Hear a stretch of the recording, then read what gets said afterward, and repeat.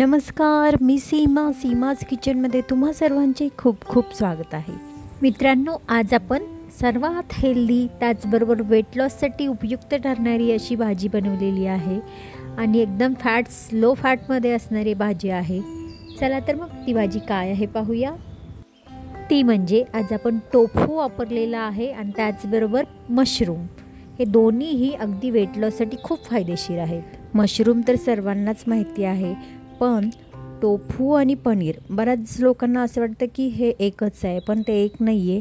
पनीर हे दुधापासून बनते आणि त्याच्यामधील जे पोषक तत्व आहेत तीसुद्धा वेगळी आहेत. कारण विटॅमिन्स आणि कॅल्शियम पनीरमध्ये भरपूर प्रमाणात असते. त्याचबरोबर टोफू हे सोयाबीनपासून बनते.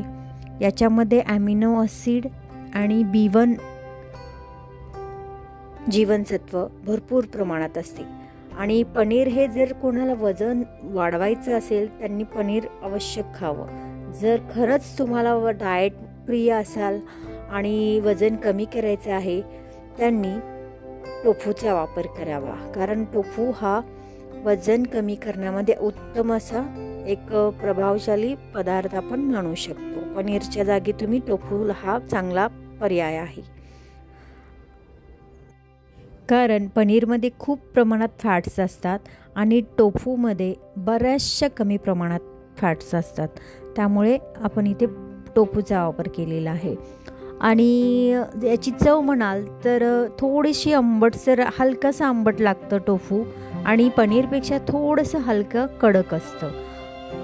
कारण पनीर अगदीच मऊ असतं, कारण हे दुधापासून बनलेलं असतं. त्यामुळे सर्वात शेवटी मी तुम्हाला दोन्हीमधील डिफरन्स, त्याचबरोबर फॅट्स किती प्रमाणात, प्रथिने किती प्रमाणात आहेत ते मी या व्हिडिओच्या सर्वात शेवटी मी तुम्हाला नक्की सांगेन.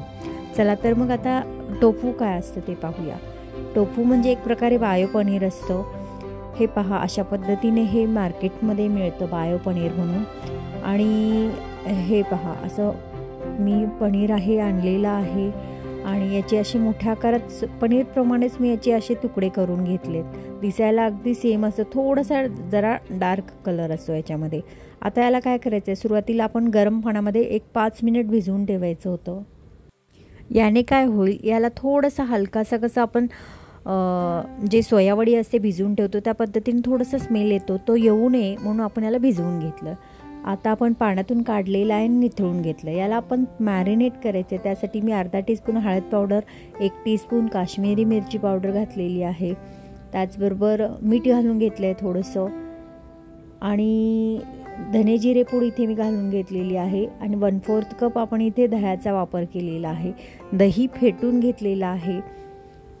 तसेच याच्यामध्ये 2 टेबलस्पून आपण बटर घालून घेतलेलं आहे.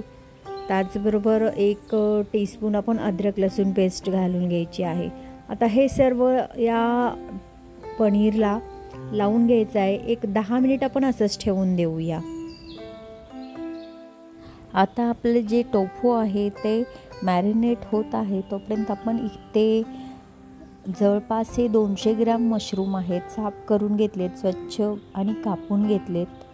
जास्त पाण्याखाली असे धुवून घ्यायचे नाही आहेत. ते पटकन पाण्याखालून लगेच काढायचे आहेत, नितळत ठेवायचे आहेत. कारण या मशरूममध्ये स्वतःचं असं पाणी तयार होतं. ज्यावेळी तुम्ही परतत राहाल त्यावेळी पहा, स्वतःचं असं पाणी त्याला सुटायला लागेल.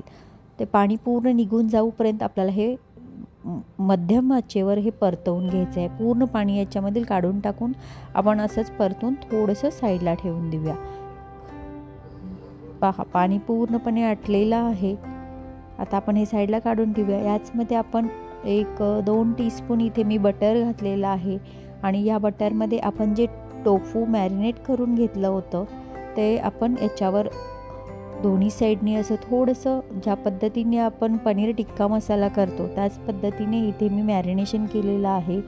आणि या टोफूलासुद्धा त्याच पद्धतीने आपण थोडंसं शेकवून घेऊया छानपैकी. ज्या पद्धतीने टिक्का करतो त्याच पद्धतीने असं हे थोडं शेकवून घेते आहे. हे सुद्धा आपण हे टोफू झालेलं आहे रेडी. आता आपण मेन भाजीसाठी इथे कढई घेतलेली आहे. कढईमध्ये मी 2 टेबलस्पून तेल घालून घेतलेलं आहे.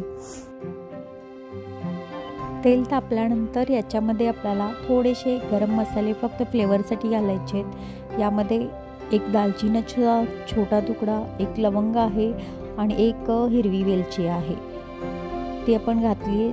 थोडीशी परतून झाल्यानंतर याच्यामध्ये मी 2 मध्यम आकाराचे कांदे बारीक चिरून घेतले होते, ते घालून परतून घेते आहे। त्याचबरोबर 2 मिरच्या मी अशा लांबट आकारात कापून घेतलेल्या आहेत, त्यासुद्धा अशा छान परतवून घ्यायच्या आहेत या कांद्यासोबतच। तसेच याच्यामध्ये मी 1 टीस्पून अद्रक आणि लसूणची पेस्ट घालून घेतलेली आहे। कांदा थोडासा ब्राऊन कलर येईपर्यंत आपल्याला भाजून घ्यायचा आहे। कांदा पहा मध्यम आचेवर मी भाजून घेतलेला आहे। थोडासा म्हणजे ब्राऊन झाल्यानंतर याच्यामध्ये आपण पावडर मसाले घालूया। यासाठी इथे मी 1 टीस्पून काश्मीरी मिरची पूड, धनेपूड 1 टीस्पून, हळद पावडर अर्धा टीस्पून आणि 2 टीस्पून इथे मी मिरची पावडर घालून घेतलेली आहे। मसाले छान पावडर मसाले आपण ते अशा कांद्यामध्ये परतून घ्यायचे आणि ते जळू नयेत म्हणून याच्यामध्ये आपण थोडंसं कोमट पाणी घालून घ्यायचं, म्हणजे मसाले परतत असताना ते जळणार नाहीत। त्याचबरोबर याच्यामध्येच मी 1 बारीक चिरलेला टोमॅटो घालून घेतलेला आहे। आता टोमॅटो घातला म्हणजे लगेच आपल्याला याच्यामध्ये मीठ घातलं पाहिजे, कारण मीठ घातल्याने काय होतं, जे टोमॅटो असतो तो पटकन शिजला जातो। आता हे आपल्याला झाकण ठेवून थोडा वेळ शिजवून घेऊया, म्हणजे टोमॅटो अगदी नरम होईल। याच्यामध्ये आपण थोडं थोडं करून पाणी घालून चांगलं हे मसाला पूर्णपणे शिजवून घ्यायचा आहे, कारण याला स्वतःचं असं तेल सुटेल अशा पद्धतीने आपण इथे हे शिजवून घेणार आहे। आता याच्यामध्ये मी 2 टेबलस्पून मसाला घातलेला आहे। हा मसाला मी तुम्हाला म्हणजे फक्त आता अंदाजेच सांगते। मी याच्यामध्ये थोडंसं खोबरं घेतलं आहे, कांदा आणि काजू आणि 1 टोमॅटो इतकंच भाजून मी बारीक करून घेतलेला आहे, तो मी 2 टेबलस्पून इथे वापरलेला आहे। हा मसाला पूर्णपणे आता आपण परतवून घ्यायचं आहे, थोडंसं पाणी टाकून घालून आपल्याला हे शिजवून घ्यायचं आहे। मी किंचित इथे 1 टीस्पून साखरेचा वापर केलेला आहे, कारण कोणत्याही प्रकारच्या भाजीमध्ये थोडासा तुम्ही साखरेचा वापर केला तर भाजीला चव खूप छान येते। आता मसाल्याचा कलर पहा, कलर जसजसं तुम्ही मसाला परताल तसतसं त्याचा कलर चेंज होत जातो।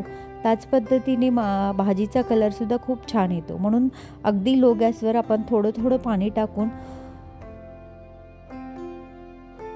झाकण वगैरे ठेवून आपण हा मसाला पूर्णपणे शिजवून घ्यायचा आहे, म्हणजे एक स्वतःचं त्याला तेल सुटायला लागेल असं आपण परतवून घेणार आहोत। जितका मसाला तुम्ही छान परतून घ्याल तितक्या तुमच्या भाजीला चव चांगली येणार। थोडा थोडा वेळाने मात्र हलवत राहायचं आहे, कारण मसाला खाली जळू शकतो, त्याच्यामध्ये आपण जास्त तेलाचा वापर केलेला नाही। आता मसाला आपला भाजून झालेला आहे। या ठिकाणी मी थोडंसं जे मॅरिनेशन करून भांडं होतं त्याच्यामध्ये थोडंसं मी पाणी घातलेलं आहे, एक अर्धा कप इथे मी पाण्याचा वापर केलेला आहे, कारण मला थोडीशी ग्रेव्ही अशी थिक जास्त नको आहे, थोडी पतली ग्रेव्ही हवी आहे, म्हणून त्याच्यामध्ये मी तेवढं पाणी घातलेलं आहे। तुम्ही तुमच्या अंदाजानुसार घालू शकता।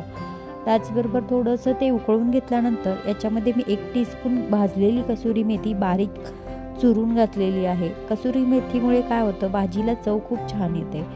आता अजून थोडा वेळ आपण असंच उकळवून घेऊया थोडंसं, आणि आता याच्यामध्ये आपण जे मशरूम आणि जे टोफू आहे ते आपण परतवून घेतलेलं आहे। त्याचबरोबर जे टोफू आपण त्याचे टिक्का करून घेतलेले आहे ते याच्यामध्ये घालून घ्यायचं आहे, आणि याच्यावर आपण थोडा वेळ असंच मिक्स करून घेऊया व्यवस्थित अशी ही भाजी, आणि एक 10 मिनटं लो गॅसवर अशी झाकून ठेवूया, म्हणजे एकजीव अशी ही आपली भाजी तयार होते। भाजीचा कलर पहा किती सुंदर आलेला आहे। आता ही भाजी आपल्याला सर्व करण्यासाठी रेडी झालेली आहे। याच्यामध्ये आता आपण सुरुवातीला बारीक चिरलेली थोडीशी कोथिंबीर घालून घेऊया, म्हणजे भाजीची लज्जत अजूनच वाढेल। कलर खूप सुंदर आलेला आहे। आता आपण सर्व करायला घेऊया। पहा भाजी किती सुंदर झालेली आहे, तुम्हाला नक्कीच आवडेल याची मी अपेक्षा करते। तसेच जर आवडली असेल रेसिपी तर व्हिडिओला नक्की लाईक करा, जास्तीत जास्त शेअर करा, आणि सबस्क्राईब केले नसेल तर सबस्क्राईब देखील करा, कारण मी अशाच नवनवीन रेसिपीज घेऊन येत असते। त्याचबरोबर तुम्हीसुद्धा ही रेसिपी नक्की करून पहा आणि कशी झाली ते कमेंटद्वारे कळवायला मला विसरू नका। तसेच आणखी एक महत्त्वाचे म्हणजे आता माघी गणपती येत आहेत, म्हणजेच गणेश जयंती, तिलकुंज चतुर्थीसुद्धा म्हणतात याला. त्याचा प्रसाद कसा करायचा, काय काय वापरायचं या प्रसादामध्ये आणि त्या दिवशी कोणत्या प्रकारची आपण थाळी बनवू शकतो, या सर्व प्रश्नांची उत्तरे तुम्हाला पुढच्या व्हिडिओमध्ये मिळतील. त्यासाठी चॅनलला नक्की सबस्क्राईब करा, लाईक करा, शेअर करा. त्याचबरोबर आपण पुन्हा भेटूया अशाच नवीन रेसिपीसोबत. तोपर्यंत स्वस्त खा, मस्त राहा, नेहमीच आनंदी राहा. रेसिपी पाहिल्याबद्दल धन्यवाद.